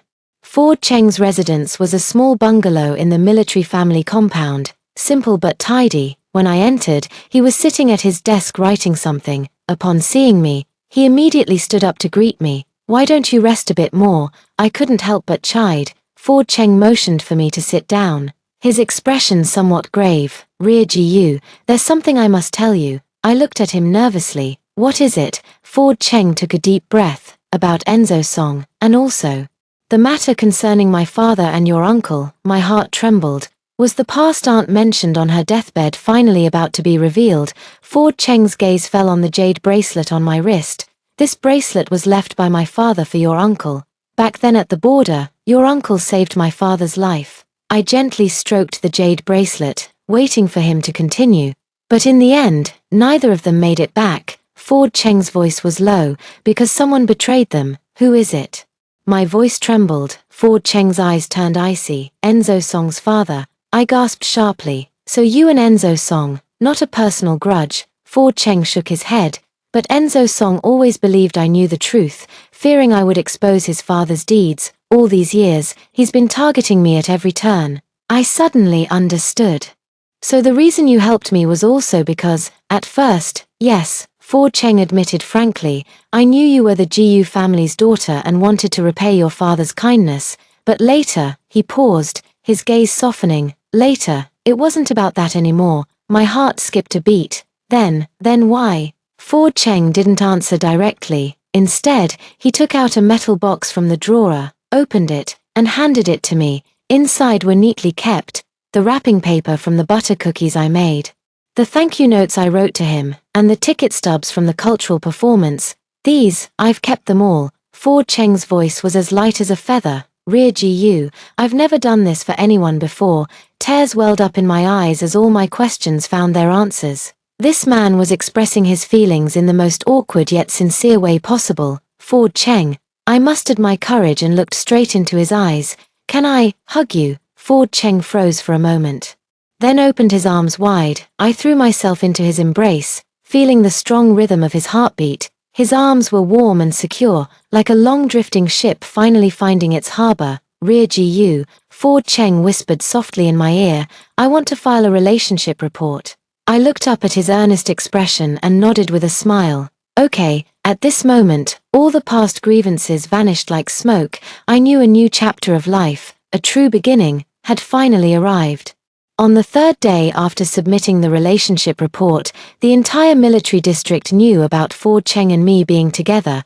Unexpectedly, almost everyone was happy about it. Whenever soldiers from the 3rd Battalion saw me, they would cheerfully call me sister-in-law, and even the division leaders would nod kindly when they ran into me. That afternoon, I was sewing a shirt in the dormitory, made from navy blue cotton fabric bought with the fabric coupons Ford Cheng had given me. Fulfilling my promise to him, the stitches were fine and even, with special treatments on the collar and cuffs to ensure comfort and crispness when worn. Is Comrade Gu here? Wang Jiqiong's resonant voice came from outside the door. I put down my needlework and went to open the door, only to see Wang Jiqiong standing there with a mysterious smile on his face. Old Cheng sent me to fetch you, said there's something important. What is it? I asked while picking up my coat. Wang Jiqiong winked mischievously. You'll know when you get there. Ford Cheng's jeep was parked downstairs, with Wang Jiqiong personally driving. After winding through several turns, they arrived at a clearing behind the military district's mountain. The view here was expansive, offering a panoramic overlook of the entire camp, with the setting sun casting a golden hue over everything. He's waiting for you over there. Wang Jiqiong pointed toward a large tree not far away. I walked over, my heart racing. Under the tree, Ford Cheng stood with his back to me, his posture as straight and firm as a pine tree. Hearing my footsteps, he turned around, dressed in a crisp military uniform, holding a bunch of wildflowers, yellow, white, and purple, clearly freshly picked. You're here, he said with a slight smile, his gaze gentle. I took the bouquet, the fresh floral scent wafting into my nose. What made you suddenly think of bringing me here? Ford Cheng didn't answer immediately. Instead, he took my hand and led me to the edge of the cliff. From here, the military camp under the setting sun looked majestic, with the distant mountains stretching endlessly. A breathtaking view. I often come here, Ford Cheng said softly. Whenever I have an important decision to make, I come here to think. I looked at him curiously. What important decision is there today? Ford Cheng turned to me and suddenly knelt on one knee, pulling out a small velvet box from his pocket. Rear Gu. Marry me. The box opened to reveal a gold ring, simple and elegant in design, gleaming in the sunset. I covered my mouth as tears instantly welled up in my eyes. I know this is sudden, Ford Cheng's voice trembled slightly, but I don't want to wait any longer. I want to wake up to see you every day, to take care of you openly, to give you a home. Home, that word struck my heart. In my past life, I never had a real home until the day I died. I do. With a choked voice, I extended my hand. I truly do. Ford Cheng carefully slid the ring onto my finger, then stood up and held me tightly in his arms. His heartbeat was rapid and strong, transmitting through his military uniform, filling me with an indescribable sense of security. There's a good day next month, he whispered in my ear. Let's get married. I nodded, my tears dampening his shoulder. At this moment, all the hardships were worth it. On the way back, Ford Cheng held my hand tightly without letting go. Wang Jiqiong was driving in front, occasionally stealing glances at us through the rearview mirror, grinning from ear to ear. Oh, I have something for you. I suddenly remembered the shirt. It's almost done. Should be finished by tomorrow. Ford Cheng's eyes lit up. I also have something to show you, he said in a low voice. It's a plan for after we're married. I wrote it down. I looked at him in surprise. You actually wrote a plan? Ford Cheng's ears turned slightly red. About housing, work, and children. This hardened soldier had even planned this far ahead. My heart felt as sweet as honey, and I couldn't help but lean against his shoulder. However, the blissful atmosphere was shattered when we returned to the military base gate.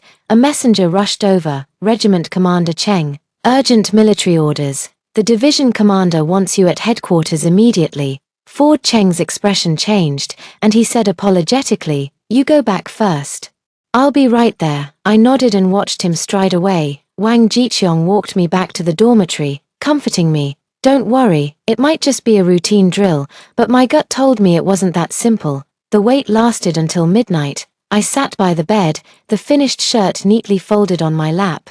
Outside the window, the moon hung high, and all was silent. Suddenly, rapid footsteps approached from a distance and stopped right outside my door. Rear Gu, it was Ford Cheng's voice.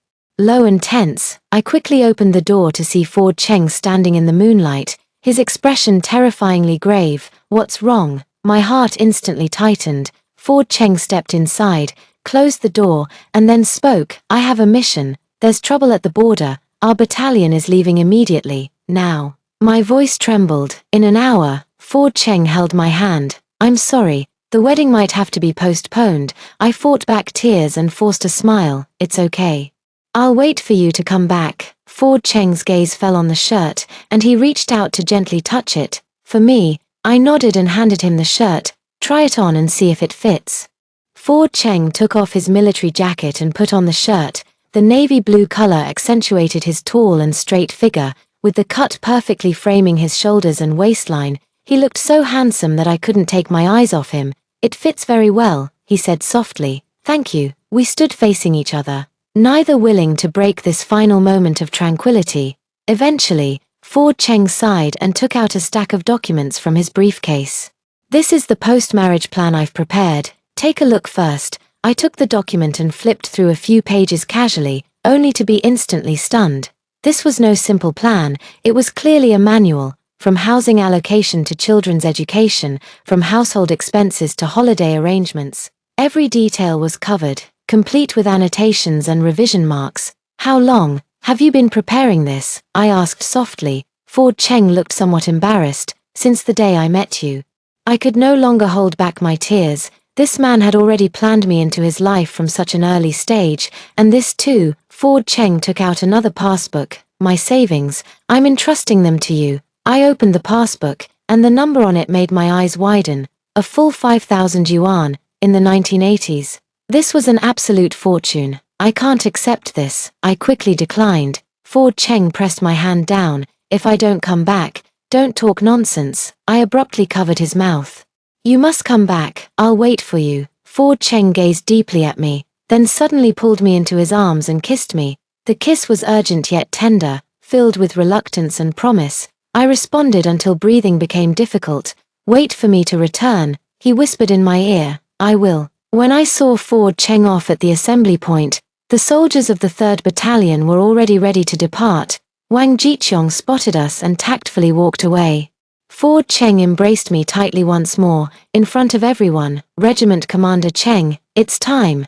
The messenger came running to report. Ford Cheng nodded, gave me one last look, then turned and jumped onto the truck. The convoy slowly started moving, disappearing into the pitch-black night. I stood there until the last taillight vanished from sight. Back in the dormitory, I couldn't sleep all night, flipping through the post-marriage plans Ford Cheng had left behind.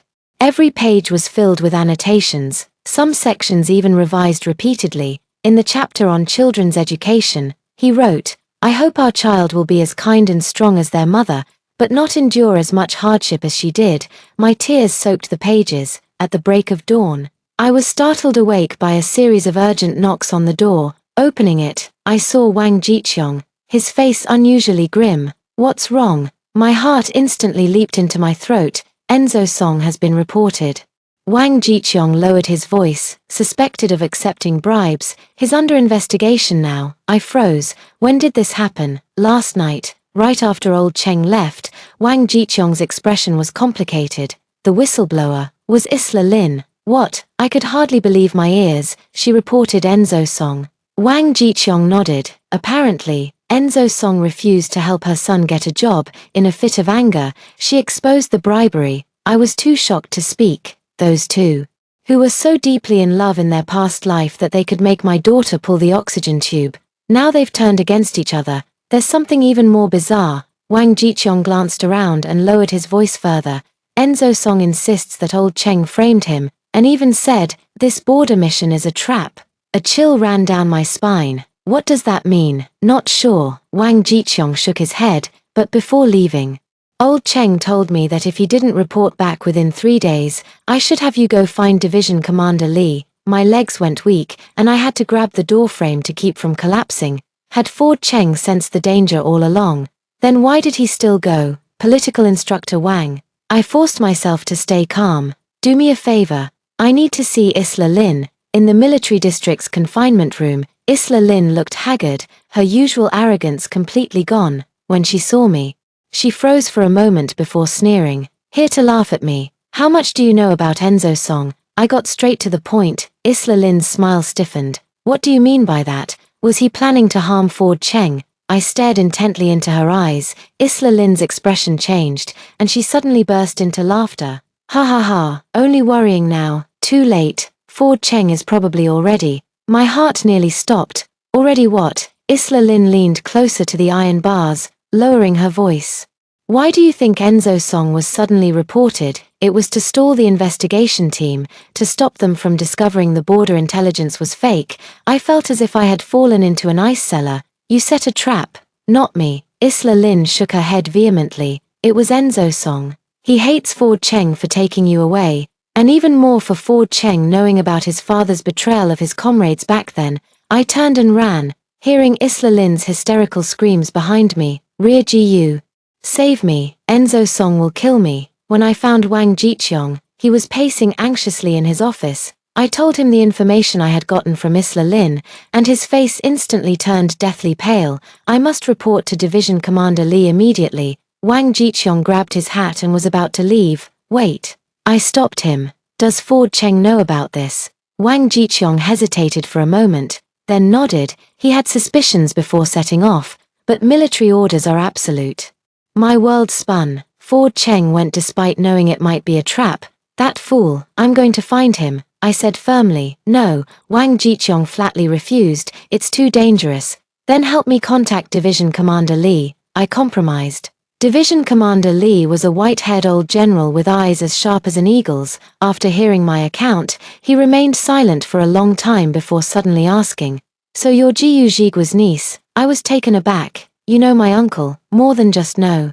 Division Commander Li sighed. "I was the deputy commander in that battle back then." He stood up and walked to the window. "Ford Cheng's father and your uncle were both my closest comrades." My heart raced. "Then Enzo Song's father, traitor," Division Commander Li said coldly. "He betrayed the marching route, leading the entire company into an ambush." I finally understand the feud between Ford Cheng and Enzo Song. This isn't just a simple personal conflict, but a hatred forged in blood and fire. "Commander Li, Ford Cheng is in danger," I said urgently. Commander Li nodded and picked up the phone.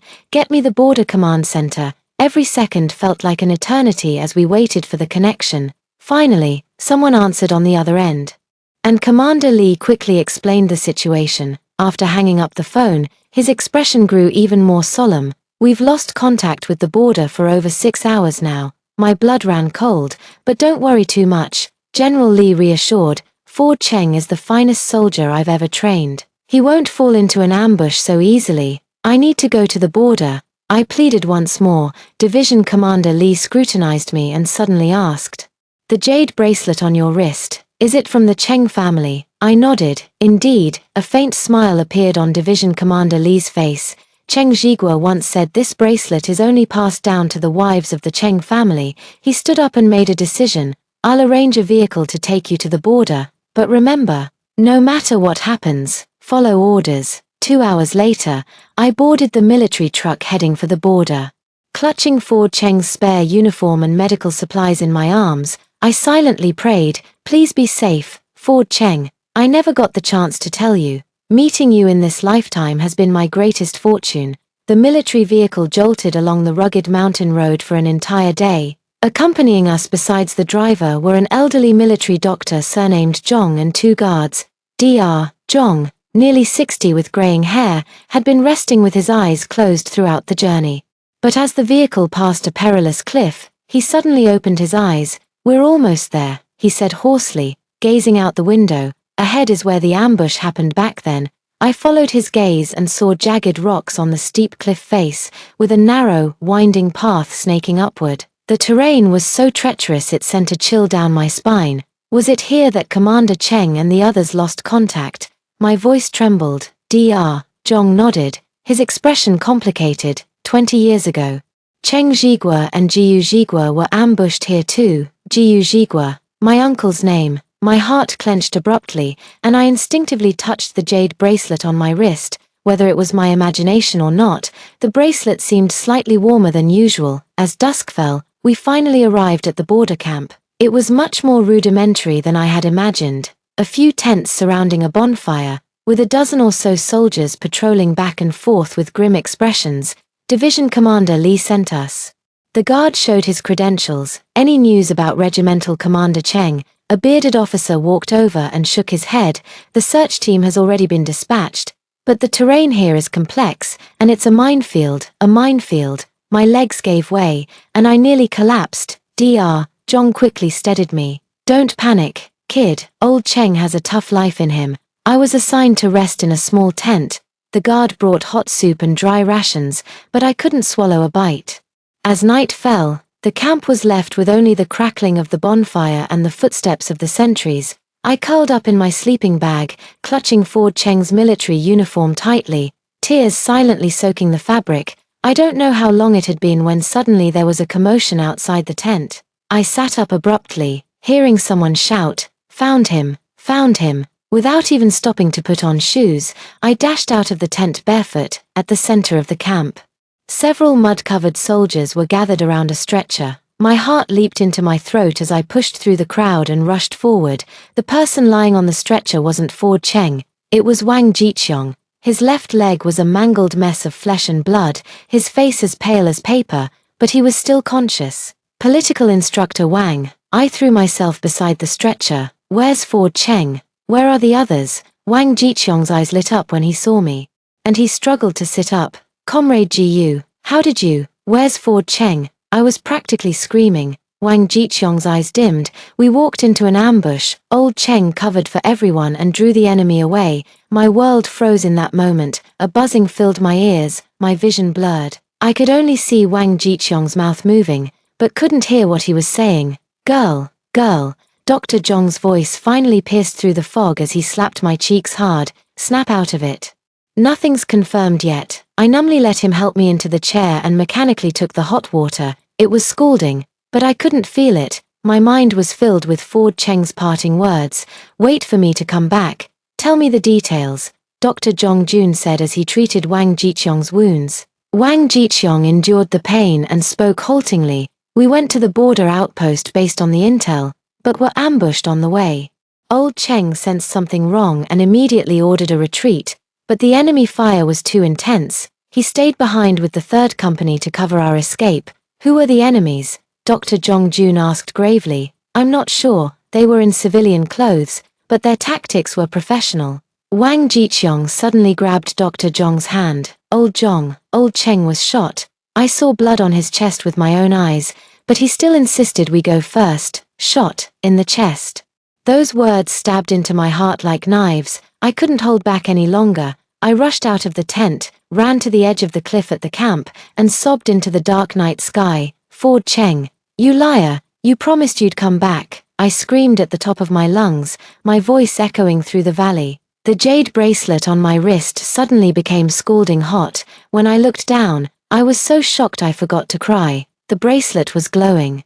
A faint green light emanated from within the bracelet, strikingly visible in the darkness. This is, before I could react, Dr. Zhong's exclamation came from behind me. The jade bracelet recognizes its owner. He had somehow followed me unnoticed, his eyes wide as he stared at my wrist. Indeed, you truly are a Cheng family bride. What do you mean, recognizes its owner? What's going on? I asked in panic. Dr. Zhong pulled me back to the campfire and lowered his voice.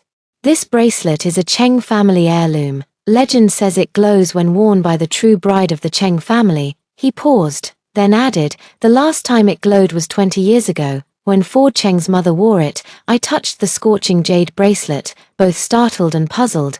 But what does this have to do with Ford Cheng now? Listen to me, child, Dr. Zhong said with a grave expression. There's a legend about this bracelet. When a member of the Cheng family is in mortal danger, it guides their loved ones to find them. My heart pounded like a drum. You mean, it can lead me to Ford Cheng? Give it a try, Dr. Zhong sighed. It's better than just waiting here helplessly. We sprang into action immediately. Dr. Zhong convinced the camp commander to organize a 5-person search and rescue team, consisting of me, Dr. Zhong, and 3 border guards familiar with the terrain. The jade bracelet's glow flickered intermittently, like some kind of signal. Following its guidance, we advanced along the steep mountain path. The night was pitch black, and the flashlight could only illuminate a small patch of ground beneath our feet. After walking for what felt like an eternity, the bracelet's light suddenly intensified. Over there, I pointed to a narrow path almost completely hidden by weeds. The soldiers carefully cleared the way as we pressed forward with difficulty. Suddenly, the soldier at the front raised his fist. The signal to halt, there's movement, he whispered in a hushed voice. We held our breath and listened intently, hearing faint moans coming from ahead. My heart was pounding so hard it felt like it might leap out of my chest. Without thinking, I rushed forward. Under an overhanging rock, Ford Cheng lay covered in blood, his face frighteningly pale. His military uniform was soaked through with blood. His right hand still gripping a pistol tightly, but his consciousness was fading. Ford Cheng. I threw myself beside him, my hands trembling as I checked his injuries. There was a gunshot wound on his chest, still oozing blood, and his right leg was also injured. Fortunately, neither was in a fatal spot. Dr. Zhong quickly took over, skillfully treating the wound. He's still alive. Hurry, prepare a stretcher. While waiting for the stretcher, I tightly held Ford Cheng's hand, continuously calling his name. His eyelids fluttered slightly, as if trying to open but unable to. Hold on, please. My tears fell onto his face. Suddenly, Ford Cheng's lips moved slightly, and I leaned in closer to listen. Gu, Shen. His voice was so faint it was almost inaudible. I'm sorry. Don't speak. I choked back a sob. Save your strength. We're getting you back right now. Ford Cheng seemed to want to shake his head, but didn't even have the strength for that. His hand moved slightly, pointing to his chest pocket. Carefully, I reached in and pulled out a small notebook soaked in blood. This is, give, to you. Ford Cheng's voice was faint as a whisper. I opened the notebook and found it was Ford Cheng's diary. The most recent page bore the date of the very day he had set out. If I don't make it back this time, Rear Gu, please remember, meeting you was the luckiest thing in my life. I wanted to give you a home, but now I'm leaving you alone again. I'm sorry, and I love you. The handwriting was blurred by rain or blood, yet still legible. I could no longer hold back, clutching him as I broke into uncontrollable sobs. The stretcher finally arrived. The soldiers carefully lifted Ford Cheng onto it, and Dr. Zhong administered and 4 drip throughout the journey back. The return to camp felt even longer than the trip out, each second an agony. As dawn broke, we finally reached the camp, with limited medical facilities at the border. Only basic treatment could be provided before Ford Cheng was immediately airlifted to the military general hospital. I refused to let go of Ford Cheng's hand until the medical staff forcibly separated us. Family members, please wait outside. The operating room light stayed on for a full 6 hours. I sat trembling on the hallway bench, still clutching the blood-stained diary. Flipping through its earlier pages, I found my name on nearly every one. The butter biscuits Rear Gu made today were so delicious, I couldn't bear to finish them all and saved one in the drawer. The jade bracelet on Rear Gu's wrist looks so beautiful, as if it was custom-made for her. I want to file a love report, but I don't know if she'll agree. This iron-willed soldier actually recorded our little moments in this way. My vision blurred with tears, yet I couldn't bear to miss a single word. The operating room door finally opened, and the lead surgeon walked out with exhaustion written all over his face. The bullet has been removed, he's out of immediate danger, but due to excessive blood loss, he's still unconscious. Can I see him? I asked urgently. The doctor nodded. Not for too long. In the hospital room, Ford Cheng lay quietly on the bed, his face as pale as paper, with various tubes and monitors connected to his body, emitting rhythmic beeping sounds. I gently held his hand, that once strong and warm hand now frighteningly cold. I found your diary, I whispered softly. When you wake up, I'll tell you in person.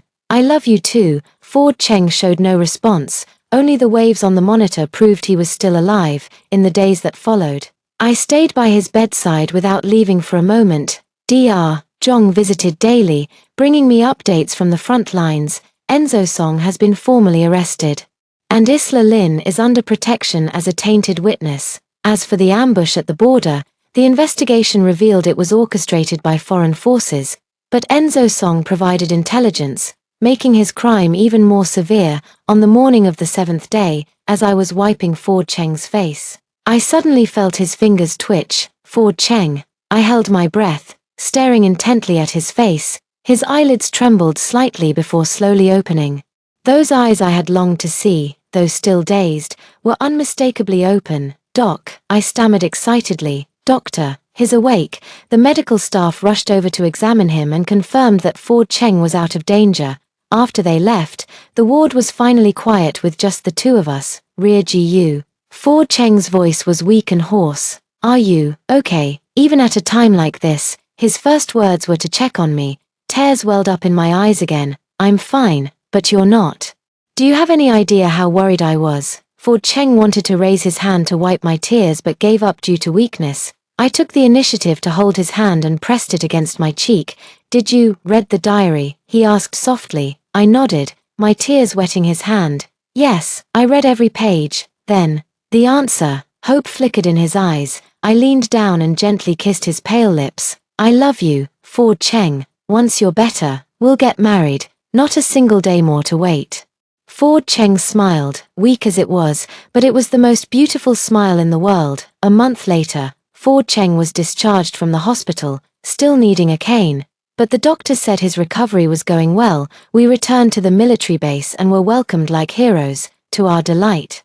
General Lee specially approved our marriage application and even offered to officiate the ceremony. The wedding was set on Ford Cheng's birthday. There was no grand spectacle. Just a simple ceremony and the blessings of our comrades. I wore a red chipao I had sewn myself, while Ford Cheng was in his military uniform, the medals on his chest gleaming. When exchanging rings, Ford Cheng's hands were still slightly trembling, but he insisted on putting the ring on me himself. Rear Gu. From now on, whether in good times or bad, I will stand by your side until the end of my life. As I placed the ring on his finger, I softly replied, Ford Cheng, thank you for giving me a home. In this life and the next, I will always follow you. Amid the cheers of everyone present, Ford Cheng leaned down and kissed me. At that moment, the jade bracelet on my wrist glowed warmly in the sunlight, as if blessing us as well. After marriage, Ford Cheng was transferred to work at the division headquarters and no longer had to go to the front lines. We were allocated a small house in the military family compound. Though simple, we made it warm and comfortable. Every evening, Ford Cheng would massage my fingers, sore from sewing. Every morning, I would prepare a steaming breakfast for him. On weekends, we would visit my parents at the hospital together or take a walk to the back hill, having a picnic under the big tree that witnessed our love. A year later, our twin sons were born. Ford Cheng, the tough soldier, unexpectedly became a super dad. Mastering everything from changing diapers to feeding and putting the babies to sleep, watching him play with the children, I often think to myself, this must be happiness, right? All the hardships of my past life have become worthwhile because of meeting him in this lifetime. I finally understand that rebirth isn't about seeking revenge for the past, but about cherishing the present and embracing the future. And that Enzo song Who Once Made Me Miserable. I heard he and Isla Lynn turned on each other, and both ended up in prison. As for my daughter from my past life, she will never be born in this lifetime. But it's okay. My two sons will receive double the love and grow up healthy and happy under the care of Ford Cheng and me, in the quiet of the night. I often watch Ford Cheng and the children as they sleep, gently touching the jade bracelet on my wrist. It no longer shines, but I know it will guide us to find each other again when we need it. Because love has always been the most powerful force.